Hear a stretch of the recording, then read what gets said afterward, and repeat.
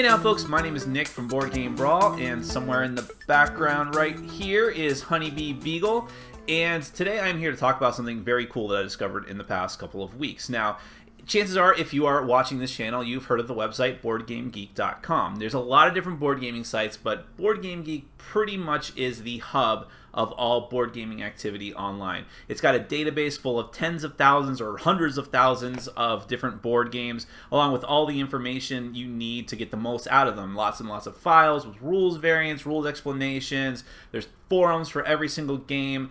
There's all kinds of cool images, videos. I post a lot of my reviews there as well. Just all kinds of stuff that you will ever need. It's not the prettiest website in the world. It's not the most user-friendly interface, but once you get the hang of it, really, it's just the greatest. And if you're new to board gaming and you're looking for a place where to start, well, first off, you should be watching my videos. But after that, you should go to BoardGameGeek.com because it's really a fantastic site, and they do a lot of good work over there, Aldi and the boys.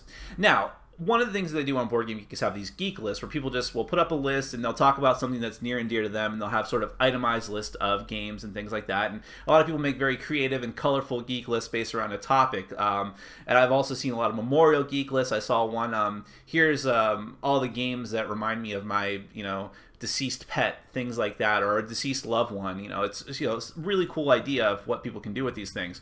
And a lot of people will put contests up there as well. One that really caught my eye in the past couple weeks was from a user called Sarah Reed. Her name is Sarah Reed, and her username is Silva Shadow. And it's a geek list basically where people can post 10 games that they want to play 10 times in 2014. Now, that doesn't really sound that relevant. Like, it sounds kind of silly. Like, for people that really love board games, of course you're going to play a ton of games. But the specific purpose of this list is that Sarah, and myself included, and probably a lot of other people, have a habit of buying a lot of new games. I am the official new game purchaser in my group, and because I also started a board game channel in the last year, I have to play those new games almost right away, especially if they're hot games, because I want to play them a few times and then review them for my channel. So it can get kind of tough to play older games, even if they're games that I really love, because I have to get new games to the table all the time. Another serious problem is that a lot of times when I do math trades, which is a whole other thing I'll explain in another video, when I do math trades, when I buy a lot of games like in a lot, in an auction, a lot of games just sit on my shelf unplayed. Or there's just a new hot game that I get because I really had my eye on it for a long time, and even though I really want to play it, it just sits there. And so it can be very tough to get older games or games that just get lost in the shuffle played. So the point of this challenge that Sarah put out there is to use 2014 as the year where we're finally going to get some of these games played and give them the quality time that they deserve. And also, it can be important to play a game a lot of times to see if your opinion changes or if you discover new facets and strategies of the game that you just didn't discover before. So I really took this challenge to heart, and I wanted to take part in it. There are prizes and things like that, but really for me the goal is just to see if I can do this, to see if I can take these games that I really enjoy and just get the most out of them. So I joined the challenge, and if you want to join the challenge too, I'm to quote one of my favorite YouTube channels, PBS Idea channel, you can find links in the doobly-doo. Right below here, I'll have a link to the Geek List, a link to Board Game Geek, and if you're a user, you should be a registered user anyways, you can join the challenge. So I want to use this video just to talk about some of my picks, and first, just a little bit of criteria as to how I set up my list. First, obviously, they had to be games that I enjoy. There's no way I'm going to play 10 games of something that I don't enjoy or something I've never played before. I don't want to take that risk, which is a bit of a foreshadowing, actually. So that had to be the number one criteria. It had to be something I already knew I enjoyed on some level. Even if it's not the greatest game in the world, it's a game that I do like. The other thing is I didn't want to pick little small games that I can finish really quickly. Like, for instance, an obvious choice would have been Love Letter. I really love Love Letter, but I've already played it over 20 times, and I'm sure I could play it another 20 times before the end of the year, if not more. But that's because it's very fast, and it's just an easy game to get to the table just as a filler. So I kind of felt like that was cheating to choose a game like that. Now, I did choose some games that could be played solo. It wasn't really my intention to do that, but when I was trying to cull certain games from the list of what I was going to choose, I did sort of gravitate towards some solo-able games, because if it gets down to crunch time, I know that I can play those games and sort of pad out my list, which that's a little bit of a workaround as well. But some of these games are pretty involved, even for a solo game. So I still feel like I'm putting the time forth, and that it's still quality time I can be spending with the game. And I also don't get to play some of these games solo that much, so it's another facet that I can explore. So without further ado, here's my list. And these are in no particular order. This is not a top 10 list per se. I'm just showing you the games that I chose. And you have to bear with me because I have a huge stack of games here. So, all right. Castle Dice. Now, I really enjoyed this. I've played it a couple times now. It's such a delightful little Euro-style game, because it's a Euro game that actually has dice rolling, and there is luck involved, but the luck is mitigated by so many cool little things. I just love the style of the game. You're drafting dice, which I also like. You're rolling dice, and you're drafting them. Two of my favorite mechanics. I actually like the art style. Some people don't. Whatever. I gotta do a review of this soon, too, because it is just a great game that a lot of people should try out. I'm not going to say it's for everybody. Some like hardcore Euro gamers will probably say it's too light and there's just too much luck involved, but I think it hits a sweet spot for me and for a lot of other gamers in my group too. So I am really looking forward to giving this more plays. I should have gotten more plays of it in already, so hopefully this challenge will rectify that. So that's Castle Dice. All right, this is probably going to be the hardest one for me to complete for this challenge. That is Risk Legacy. Now, there's a lot I can't say about Risk Legacy, but you've probably heard of it if you're in the board gaming world. Well, you've definitely heard of Risk, even if you're not normally in the board gaming world. And Risk has a pretty notorious reputation. I loved Risk when I was a kid, but I definitely moved on from that fast. And I probably would not play a normal game of Risk ever again in my life. But Risk Legacy is a little bit different. Risk Legacy, the game evolves. Everyone starts off opening the box, and their game is the same. But right after the first game, things start to change. You get to write, I'm trying to figure out what I can say without giving away spoilers, but let's say that you finish the game, you might be able to name a city on the board. You might be able to name a continent, and then you'll get certain bonuses, and you actually write down who wins the game on the side of the board. And you're supposed to play the game 15 times to see it fully evolve. Also in the box, I probably can't even show you that. But also in the box there are sealed envelopes. When certain conditions are met, you bust open the sealed envelopes, and what's inside will permanently change the game. It will change the rule book to the game in some instances. It's just a very, very, very cool mechanic, and I've only played a couple of games on my board and 4 games on someone else's board.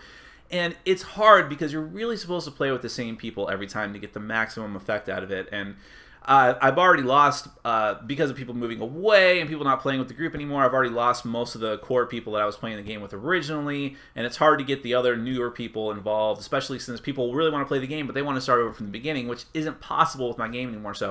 But I'm going to try. I think I need to finish this. I need to see all the rest of the iterations. Tom Vassell said that starting at the end of the year, he's going to start giving spoilers away for this, so I have to play it before the end of the year if I want to keep listening to the Dice Tower. So Risk Legacy, I got to get it played. That's just all there is to it. Okay. This made it onto my top 10 deck builders list, Trains. It's a really fantastic deck building game because it also mixes some board game elements to it. A lot of people could just rope in card games with board games, but a lot of deck building games don't actually have a board. This one does, and it actually means something. Unlike with Legendary, where the board is just there to hold cards. In Trains, you're actually putting pieces out on the board, building tracks that lead into stations, which get you points, and you're doing that through deck building, playing cards that enable you to build those tracks and such. There's a cool mechanic about taking waste. Every time you do something, you create industrial waste. That's just the way that it is. But there's ways that you can mitigate that, and it's just another factor you have to worry about. Very cool deck building game. I haven't played it nearly enough because a lot of people are turned off by the train theme. There's a lot of Ameritrashers in my group, and it can be tough to play this as opposed to other deck builders like the DC game or Legendary, but I think the theme is actually really well on this. I would never play a heavy Euro train game, but I like trains, so hoping to get this one played a lot more up and above and beyond 10.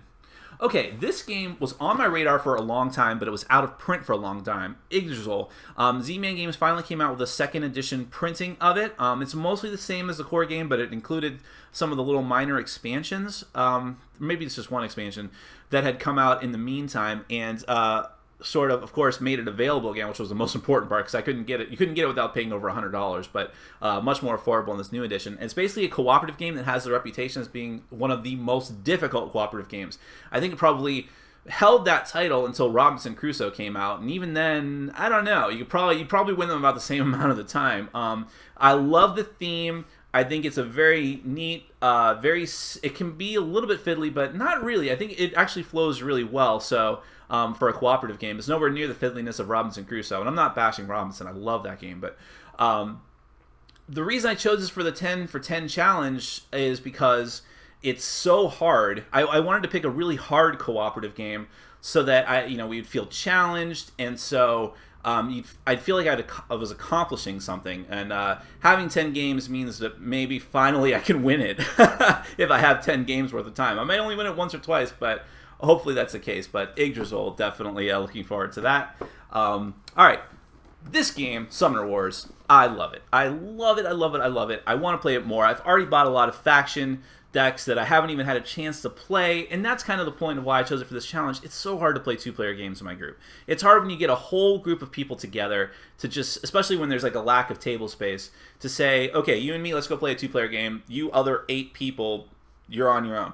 I don't want to exclude anyone. I'm the host of the group, so 2-player games are hard to play, but Summoner Wars is so good. It's one of the many 2-player games that deserves more time in my collection, and it's not too long, 45 minutes to an hour, and there's just so much variation and things you can do. There's so many factions I want to try out, not just even factions that I've already played. I want to see how they play against other factions now. It's a great game. Colby Dowk really knocked it out of the park for this one. This is, I would say this is probably Plaid Hat's best game, although I'll foreshadow that there's another Plaid Hat game on my list of 10 games, but I hope I can get this played many, many more times. So let's hope so. All right, biggest box, Pathfinder adventure card game. Now, this one, and I should have mentioned that Yggdrasil is a game that I could play solo, but so is Pathfinder, the adventure card game. And it's such a great game. The mechanic of, it's not deck building, but you can build your deck with the items that you find, role-playing game style, and go on through these different adventure paths. It doesn't really feel like a role-playing game. Some people say this is a role-playing game in a box. It's not, because there's no real acting, or there's no, actually portraying a character really, but the progression system is ripped right out of an RPG. Being able to go down these adventure paths, getting items, getting powers, getting spells, making yourself better, leveling up, quote unquote, by having these, checking off the little boxes for your different stats, and making yourself more powerful in the way that you want to be powerful, all works really, really well. There's a lot of cards to worry about in this game. Some people don't like the setup. The setup is the worst part, but honestly, once you get going, I kind of just forget about all that. Just like with Legendary, it's just so much fun, and it is tough. It can be really, really tough, but I appreciate a challenge. So I love it. I will be eager to try it out solo if I have to, but hopefully I can get enough people to keep playing this, because it does work really, really well with more players.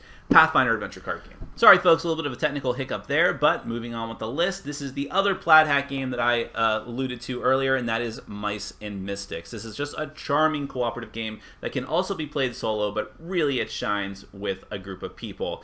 I've heard that this is also a good family game. I don't really know about that, but I assume so too. I mean, it can be a little heavy the very first time that you play if you're not used to role-playing games, but really that's what this is. This is a role-playing game light, and once you get into it, it's very simple. The mechanics are very, very intuitive. You're just taking control of, it's like a fantasy world where you've been turned into mice and you're trying to save the kingdom from this evil sorceress and all of her like rat henchmen and things like that. But it's just a fun game. You can go, it's telling a story. I mean, you play through these different chapters of the game. There are these different scenarios. They actually have these written out story passages, and you can actually download an audio track that is narrated by one of the guys from Mad Men. But it is just a wonderful, charming game. Fantastic art style. It's really a tragedy that I have not played it more than I have, that I've only gone through a couple of chapters. I mean, it's just a wonderful game. Plaid Hat Games definitely has a knack for making narrative board games that tell a story as well as any video game ever could. So Mice and Mystics, one way or the other, because I can play a solo, it will be hitting the table for sure. And this game, if you know me, does not need any introduction, and that is Seasons. This is my favorite game. It's my favorite game for a lot of reasons I'm not going to get into again. You can watch my review of it where I go on at length about how much I love the game, but this game will get played no matter what, at least a few times this year, but even if it's my favorite game, it still kind of gets lost in the shuffle. Fortunately, a brand new expansion is coming out in just a couple of months, I think, so it should definitely see a lot more play. Once that expansion comes out, this game will be hitting the table the very first night that I have the expansion. fantastic card drafting game, wonderful art, just awesome. Deep, heavy, thinky, but, you know, just the first time you play. Once you've played it once, you'll be into it. It's just wonderful. Everyone in my group likes it to some degree or another. Seasons. All right, we're getting to the end here. Cosmic Encounter. Now, the first time I played Cosmic Encounter, I didn't like it because I got completely trounced. Everyone else I was playing with ganged up on me and destroyed me. I was just out of the game very early on. And even now, looking back at that game, chances are I just would have been dead anyways. But I didn't really get what was great about this game. I do now. This game is it's very random. A lot of times you feel like you don't have any control, but that's because if you're just going based off the mechanics of the game, you're not going to have any control. This game is all about negotiation. It's about negotiation. It's about not making yourself the biggest target. It's about teaming up. It's about allies. It's about backstabbing people. It's about, oh man, there's just so many great, interesting things here. It's a very divisive game in my group. There are some people that I highly, highly respect their opinion on games, and they hate it. So what are you going to do? But still, I love it. It really shines with the more players that you have. It goes to a minimum of 3, but don't even bother. You really need 5 or more. If you have the expansions, it goes up to 8. It's just so good. I will always play it if it's offered. Cosmic Encounter. Trust me, I'm not just doing the whole bandwagon thing with a certain other notorious board game reviewer, but it really is great. It really lives up to the hype. And finally, now, I just went on at length about this game in the top 10 list and made it my #1 deck builder, and that is Thunderstone. And as I said in that top 10 list, it's criminal that I have not played this more, especially since I have expansions I haven't even tried. This is the new Numenera box, as a matter of fact, but it's, as far as deck builders go, a lot of deck builders can feel samey. A lot of them can feel like there's no theme to it. This game has a theme. You're the head of an adventuring party. You're finding an adventuring party. You're equipping them. You're buying magic spells to equip them, and then you're throwing them down into the depths of a dungeon to rip through the evil minions of the Thunderstone Bearer, who's like the big bad boss, find him and take him out. And really, you're just trying to collect points. Now, there's an epic variant I still haven't played because every time I play this game, it's with new people. So I don't want to, try out something new and radical, but I do really want to try that epic variant. This is another game that you can solo. I don't know how well it plays solo, but I would definitely be willing to try it at least once, and it's just a wonderful game. It's probably too long for what it is, but if you like deck builders and you haven't tried this one yet, trust me, it is worth it. You need to at least try it. So, those are the 10 games I want to play 10 times in 2014. Oh, I actually, the owner of the list, Silva Shadow, she actually recommends that you have an alternate. So, my alternate, oh boy, is Takenoko. I happen to own the collector's edition. I'm not showing off. This is the only edition I have right now. It's the only reason I had to show this one. But really great game. A little simple. I've already played it a lot, and a lot of people in my group just they'd rather go on to heavier things. But I put it as an alternate because I know the collector's edition is so nice that it can definitely hit the table. Everyone's looking for an excuse to play with the nice big pieces. So just in case one of these bombs with my group, I know I like them. Some people might not. There's my alternate. But anyways, my name is Nick. This has been my list of the games that I'm entering into the 10 in 2014 challenge. Like I said, there are links below me if you want to check it out for yourself and join up. I highly suggest that you do. It's could be a great experience for you to get total appreciation out of the games that you already own and love, because it's not all about new games. Sometimes you have to respect the classics in your collection. My name is Nick. This is Board Game Brawl. I'm reminding you to get out there and game every day and in every way. Take care.